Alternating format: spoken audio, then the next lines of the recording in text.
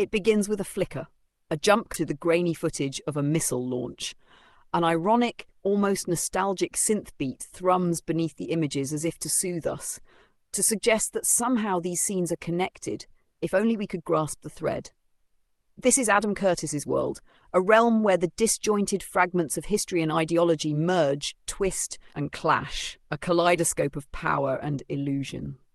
Curtis at first glance appears to be an archivist, but calling him that would be like calling a surgeon a scalpel enthusiast. He does not merely collect old footage, he dissects it, slices into it, finds the tendons that link it to some deeper, hidden truth.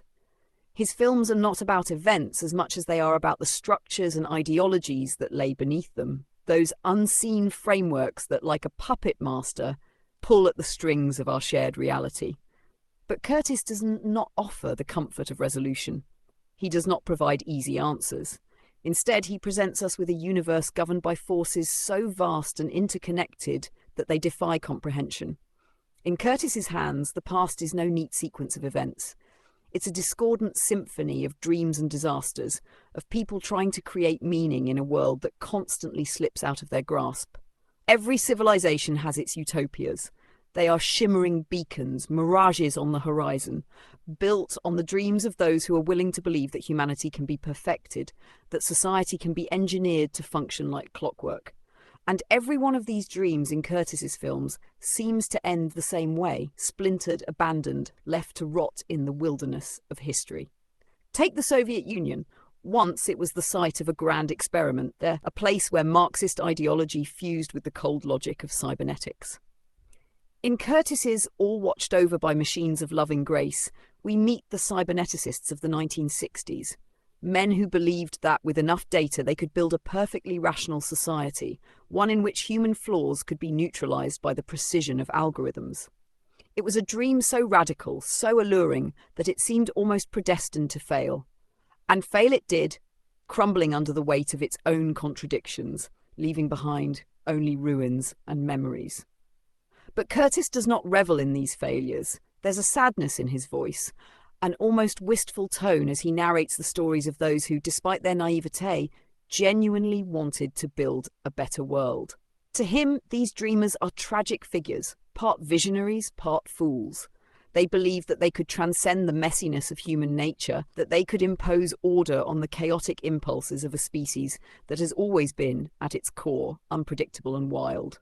Curtis mourns their loss not because their utopias could have succeeded, but because their attempts reflect a fundamental aspect of the human condition, our endless striving for something better, even when that something proves unattainable. But if utopias are built on dreams, the architectures of control are forged from the cold steel of reality. Curtis's films are filled with characters who believe, perhaps even more fervently than the utopians, that they can control the world around them. Politicians, technocrats, scientists, all of them think they can bend reality to their will. In The Century of the Self, Curtis examines the rise of Edward Bernays, the so-called father of public relations, who took the insights of his uncle, Sigmund Freud, and applied them to the masses. Bernays understood that if you could control people's desires, you could control them. And so he did, transforming the public from citizens into consumers, moulding their preferences with an almost surgical precision. But Curtis is skeptical of this kind of control. He shows us, time and again, that those who attempt to manipulate others inevitably become trapped within their own systems. The politicians who believed they could reshape the world through neoliberal policies of the 1980s found themselves at the mercy of the markets they had unleashed. The intelligence agencies that thought they could wield information as a weapon ended up drowning in a sea of data. Curtis presents these stories not as moral lessons, but as tragedies, the inevitable result of a world that refuses to be pinned down, categorized, or understood. For Curtis, the myth of progress is another mirage, one that has led us deeper into the labyrinth of control. His films reveal a world that is less a straight line of advancement and more a looping cycle of repeated mistakes and forgotten lessons. He is fascinated by the cycles of history, the way in which old ideas are repackaged and presented as new solutions to the same old problems. In hypernormalization, Curtis delves into the strange circular logic of modern geopolitics, where leaders construct elaborate narratives that bear little resemblance to reality. The term hypernormalization itself comes from the work of Russian author Alexei Yurchak, who used it to describe the surreal state of late Soviet society, where everyone knew that the official narrative was a lie, yet everyone acted as if it were true. Curtis suggests that we too live in such a state, a world in which our leaders offer simplistic solutions to complex problems, while the real forces that shape our lives remain invisible, inscrutable, and beyond our control. This brings us to a peculiar irony in Curtis's work. He is both fascinated and repelled by those who attempt to impose order on chaos. On one hand, he seems to admire their ambition, their willingness to grapple with the unknown. On the other hand, he shows us again and again that such attempts are doomed to failure, not because the people involved are incompetent, but because the world itself is fundamentally chaotic.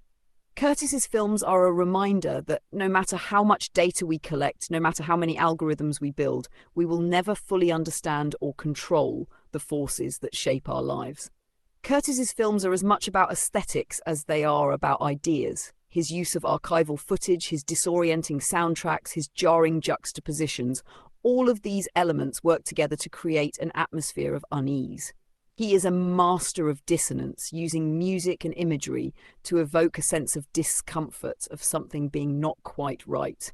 Watching a Curtis film is like wandering through a haunted house, where every corner reveals another fragment of a forgotten history, another piece of a puzzle that never quite fits. Take, for example, his use of music. In Bitter Lake, he sets footage of Afghan tribal leaders against the strains of 1970s pop, creating a contrast that is both absurd and poignant. The familiar rhythms of the music clash with the alien landscape of the desert, creating a sense of dislocation, of being unmoored from reality. He cuts from one image to another with a kind of brutal efficiency, forcing us to confront the connections between seemingly disparate events. A smiling politician dissolves into footage of a missile test. A fashion show morphs into a war crime. These juxtapositions are not random. They are a reminder that the world is not as orderly as we would like to believe, that beneath the surface of our daily lives lies a chaotic, unpredictable reality that defies easy explanation. If Curtis's films have a central theme, it is the tension between individual agency and systemic forces. His characters are often caught in a web of influences that they barely understand, let alone control. In The Power of Nightmares, he explores the rise of radical Islam and neoconservatism, showing how both movements emerged from a sense of disillusionment with the modern world. These are not the actions of lone individuals, but the result of complex social, political, and economic forces that shape our beliefs and actions. Curtis is often criticised for his determinism, for his suggestion that we are little more than pawns in a vast impersonal game. But he is not without sympathy for his subjects. He understands that people are driven by desires, by dreams, by a need for meaning in a world that often seems devoid of it. His films are not a condemnation of human nature, but a reflection on its limits, a recognition that we are all, in some sense, trapped within systems that we can neither fully understand nor escape. If there is one recurring motif in Curtis's work, it is the death of utopia. His films are populated by the ghosts of failed experiments, by the ruins of dreams that once seemed so bright. He does not mock these dreams, he mourns them, sees in them a reflection of our own longing for a better world. Curtis seems to understand that, in a sense, we need these dreams. They give us hope, a sense of purpose, even as they lead us astray. In The Trap, he explores the idea that freedom itself has become a trap, that our desire for autonomy has led us into a world where we are more controlled than ever before. This, perhaps, is the ultimate irony in Curtis's work, that the very things we seek to liberate ourselves from are often the things that bind us most tightly, the systems we create to free ourselves from the chaos. The Enlightenment dream of rationality, the idea that with enough reason and logic we can solve any problem, haunts Curtis's films like a ghostly refrain. Over and over, we see the same pattern: the technocrats and scientists who think they can model the complexities of human society with algorithms, graphs, and data points. Yet time and again, Curtis shows us the limits of this approach, the gaps where cold rationality fails to account for the messiness of human desires, fears and contradictions. In The Mayfair Set, he explores the rise of financial capitalism through the lens of a few key figures, men like James Goldsmith, who believed they could outwit the market using sheer force of intellect and cunning. Goldsmith's story is one of hubris, a tale of a man who thought he could play with the levers of power and emerge unscathed. But Curtis reveals the cracks in this worldview, showing how the so-called rational systems that men like Goldsmith created were in fact fueled by irrational impulses, by greed, by fear, by a deep-seated need for control. Curtis doesn't just critique the architects of these systems, he also implicates those of us who live within them. We, too, are complicit in the fantasy of rationality, in the comforting illusion that there are experts somewhere, somehow, who have everything under control. His films are a reminder that this illusion is just that, a mirage that blinds us to the true chaos of our world. By revealing the failures of these supposedly rational systems, Curtis forces us to confront the fact that our lives are shaped not by the logic of reason, but by the unpredictable, often irrational forces that lie beneath it. In a media-saturated world, power is not merely exerted, it is performed. Curtis understands this better than most. His films are filled with images of politicians, celebrities, and other public figures who wield power not through direct action, but through the manipulation of symbols and images. In The Century of the Self, he shows how the advertising industry transformed the very nature of power by turning it into a spectacle, a theatre of desire where consumer goods are marketed as pathways to self-fulfillment. This spectacle, Curtis suggests, is not a distraction from power, it is power. By shaping our desires and defining our identities, those who control the spectacle control us. Yet Curtis is not content to merely critique this state of affairs. He wants us to see it, to feel it, to understand the ways in which we are all participants in this grand performance. His films are filled with moments that remind us of our own complicity, of the ways in which we, too, are shaped by the images and narratives that surround us. In Hypernormalization, Curtis takes this idea a step further, exploring the ways in which reality itself has been subsumed into the spectacle. He shows us a world in which the lines between truth and fiction have become blurred, where leaders construct elaborate narratives that bear little resemblance to reality, but are accepted as truth because they are easier to digest. This is the world of alternative facts, of conspiracy theories, of a public that no longer knows who or what to believe. Yet, Curtis does not simply lament this state of affairs, he revels in its absurdity. There is a dark humour in his work, a sense that he is both horrified and amused by the spectacle of power. He shows us that the world we inhabit is not merely a place of deception, but a theatre of the absurd, where truth is malleable and reality itself is up for grabs. Curtis invites us to laugh at the absurdity of it all, even as he reminds us that this spectacle has real consequences, that it shapes our lives in ways we may never fully understand. If Curtis's work has a central thesis, it is that we are all trapped within myths. These are not merely stories we tell ourselves. They are the very fabric of our reality, the frameworks through which we understand the world. In Curtis's films, these myths are both alluring and dangerous, offering us a sense of meaning even as they obscure the truth.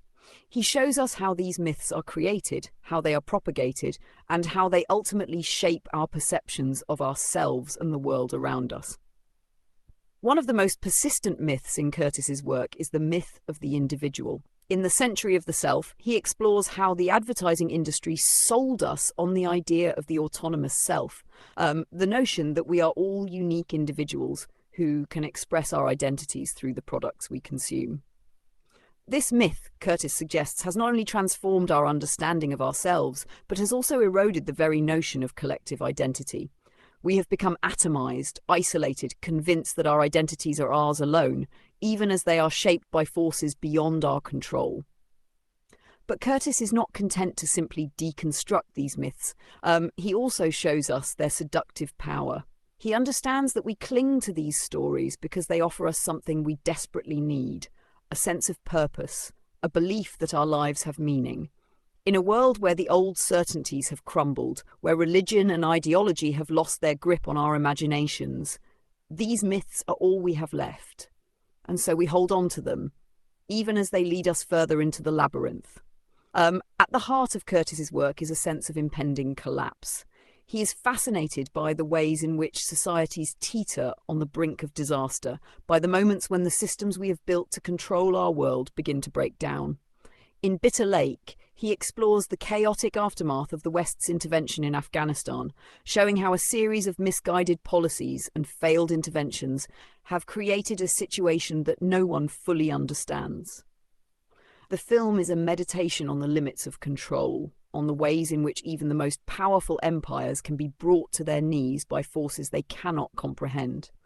Yet Curtis does not present this collapse as a simple tragedy. He sees it as an inevitable part of the human condition. He shows us that every civilization, no matter how powerful, carries within it the seeds of its own destruction. This is not a cause for despair. It is a reminder that the world we inhabit is in a constant state of flux, that change is the only constant. Curtis's films are a call to embrace this uncertainty, to recognize that the systems we have built to control our world are as fragile as they are powerful. For all his cynicism, Curtis is deeply interested in the idea of freedom. But his films reveal a paradox. The more we strive for freedom, the more we find ourselves enmeshed in systems of control. In The Trap, he explores how the quest for individual autonomy has led to a society where we are all subject to constant surveillance, where our desires and behaviours are monitored, measured, and manipulated. Curtis shows us that freedom, as we understand it, is an illusion. We're free to make our own to make our own choices, but those choices are shaped by forces beyond our control. Our desires are not our own. They are the product of a society that has learned to manipulate us with a precision that would make Bernays proud. In Curtis's world, freedom is not a right. It is a product, a commodity to be bought and sold, a myth that obscures the reality of our own subjugation. Yet Curtis is not entirely without hope. He understands that the quest for freedom is an essential part of the human experience, that it is what drives us to create, to innovate, to imagine new possibilities. Curtis's exploration of failed utopias and the ruins of grand ambitions is often punctuated by moments of quiet reflection, an implicit suggestion that, despite it all, there might still be room for redemption. He does not dwell on hope in any conventional sense, but traces the faint echoes of it within the wreckage, in the moments when individuals break free from the narratives imposed upon them, if only briefly. Take his portrayal of countercultural movements in All Watched Over by Machines of Loving Grace. He traces how communities once dedicated to peace and self-discovery became entangled in the very systems they once opposed.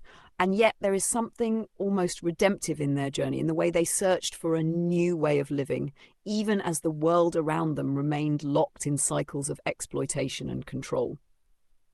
Curtis seems to suggest that while these movements ultimately faltered, their initial spark of resistance, of idealism, holds something profound, the audacity to imagine a different way of being. But Curtis's concept of redemption is not a clean slate or an escape from the past. It's more akin to an acceptance of the fractured, imperfect reality we inhabit.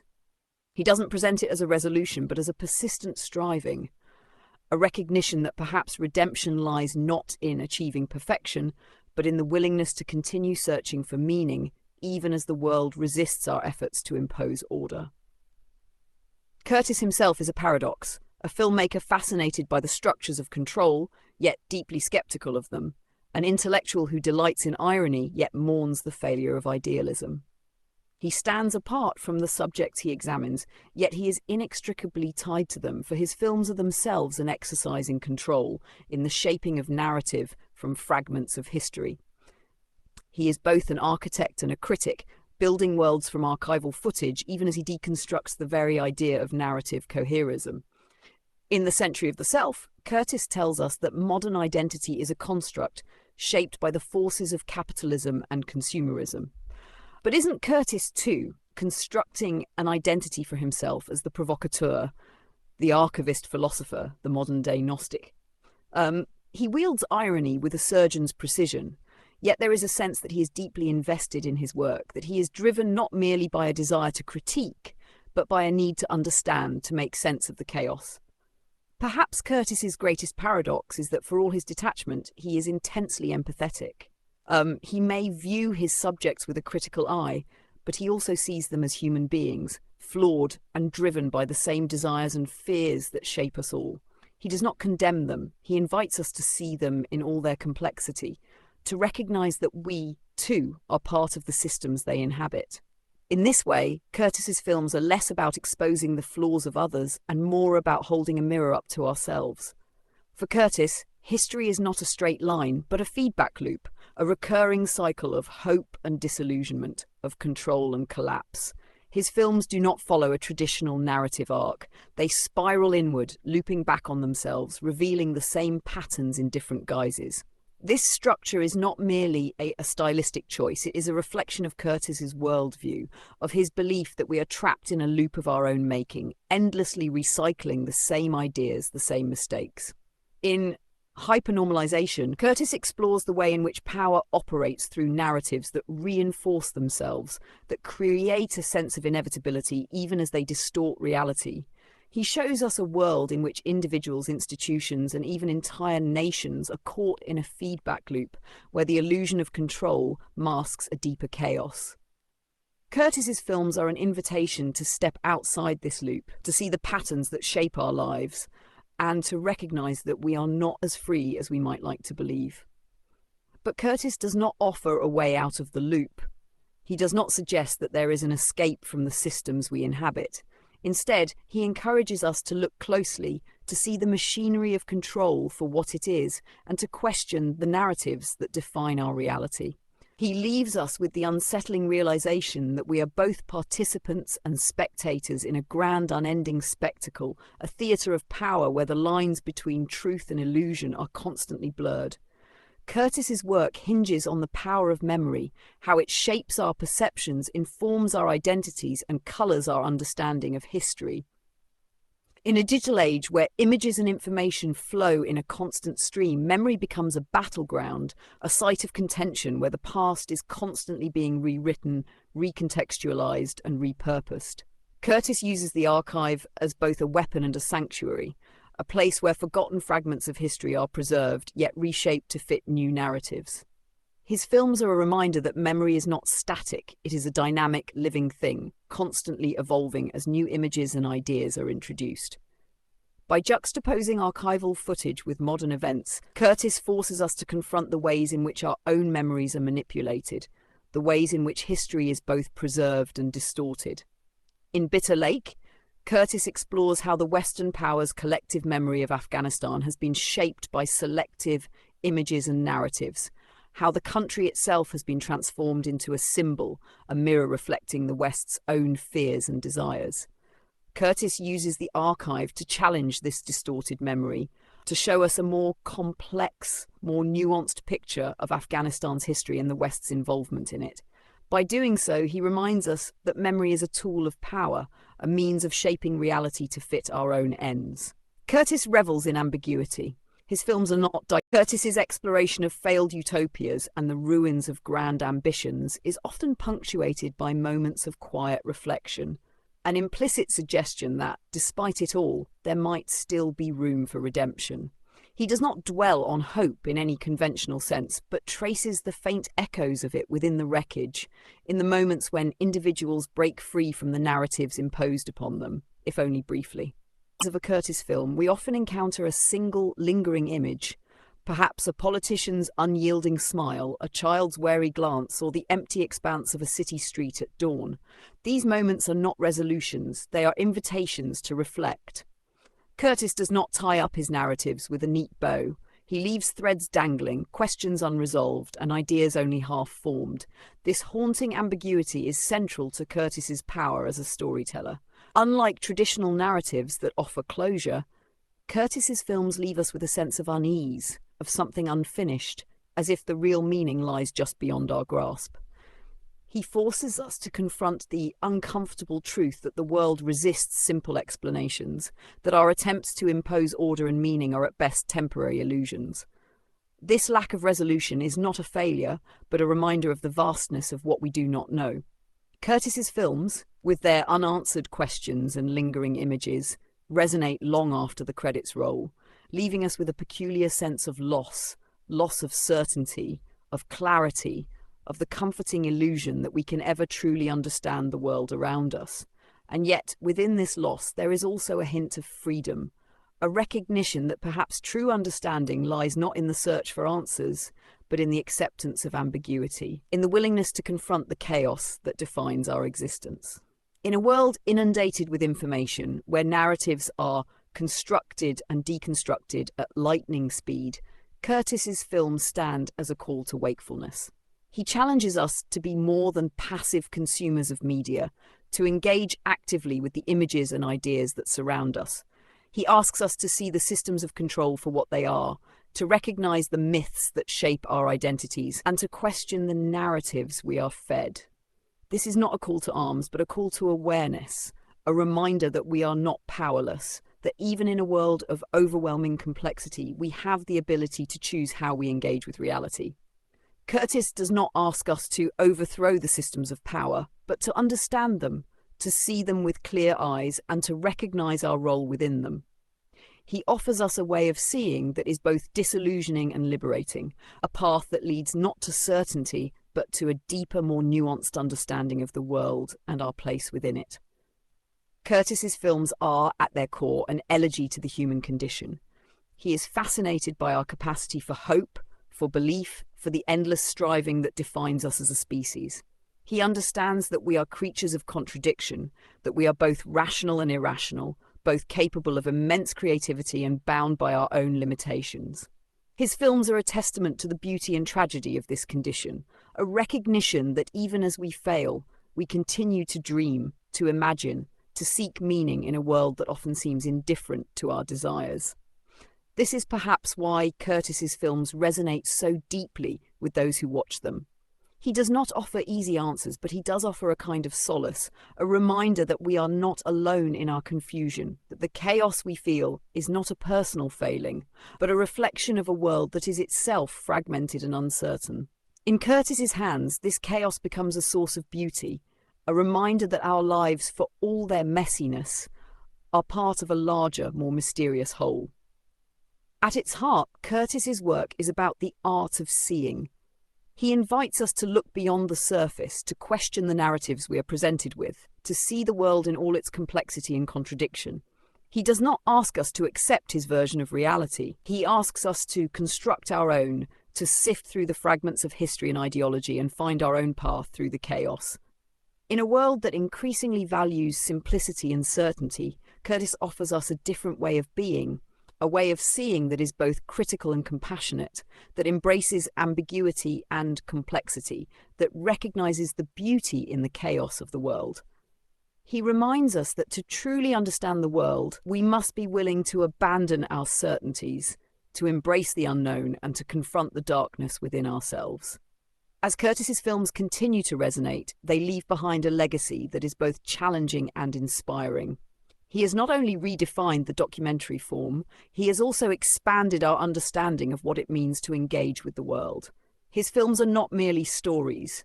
They are invitations to think, to question, to see the world in new ways. They are a call to action, not in the sense of political activism, but in the sense of intellectual engagement, a reminder that we all have a role to play in the construction of reality. In this sense, Curtis's work is a gift, a reminder that the world is far more complex, far more beautiful, and far more mysterious than we often allow ourselves to see. He strips away the comforting illusions, the reassuring narratives, and leaves us standing on the precipice, gazing into the abyss. But within this abyss, there is also a sense of possibility, a recognition that we are not merely spectators, but participants in the grand, unending spectacle of life. In the end, Curtis's films are a celebration of the unknown. He shows us that the world is not a puzzle to be solved, but a mystery to be embraced, a vast, interconnected web that defies our attempts to categorize and contain it. He invites us to let go of our need for certainty, to embrace the ambiguity of the world, to recognize that true understanding lies not in the answers, but in the questions themselves. In a world that increasingly prizes simplicity and certainty, Curtis offers us something far more valuable, a reminder that the true beauty of life lies not in the pursuit of control, but in the acceptance of chaos. He shows us that the systems we have built to impose order on the world are as fragile as they are powerful, that the chaos we fear is also a source of beauty and wonder. Curtis's films are a testament to the power of the unknown, a reminder that to truly understand the world, we must be willing to abandon our certainties, to embrace the mystery, and to find meaning not in the resolution, but in the journey. And so, as the screen fades to black and the final notes of the soundtrack play, we are left not with answers, but with a sense of awe, a recognition that the world is far stranger, far more complex, and far more fascinating than we often allow ourselves to see.